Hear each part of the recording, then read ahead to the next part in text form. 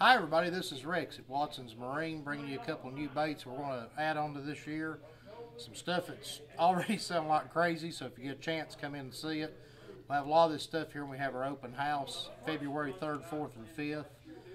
We'll have some big name pros come in for that event, so be sure and visit us for that event. First thing I'd like to show you is a new bait from NetBait called a Dirt Dog. It's a pretty versatile little bait. There's a couple of different ways to rig it. The most popular way that I saw demonstrated was rigging the bait. It looks like it's rigged backwards. It's got a little crawl appendage here, and it's got the two little slim like shaky tail worms right here.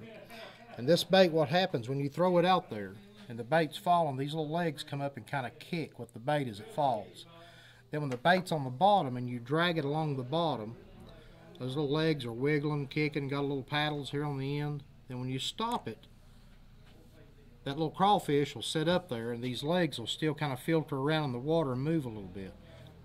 Gonna have to be a killer little bait. You rig it in conjunction with their shaky head made expressly for that bait. Gonna work. That's gonna be a good one in our area, especially for smallmouth bedding this spring. I can't wait. Next thing up, this is one of the most talked about baits on the internet. We just got these in this morning. This is a Damiki Hydra. It comes in a 4-inch and a 3-inch. There's several different ways to fish this bait. Too numerous to mention on here. You get a chance, stop in and I'll show you some of the things that I've seen. One of them is rigging this little Nico sinker. And this sinker actually pushes into the end of this bait. You can fish it wacky rig. It's a beautiful bait in the water. These little tails, when this bait stops in the water, these tails will keep moving. And it's absolutely incredible. One of the prettiest baits I've seen around in a while. Here's another one from Big Bite Baits. They came out with a couple of baits last year. This one's the Flying Squirrel. If you'll notice, it looks very similar to some other manufacturers' creature baits.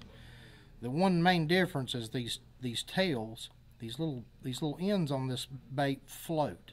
So when you're pulling this thing, be it on a Carolina rig or as a jig trailer or on a Texas rig or whatever, you've always got these little ends right here, and they're very thin.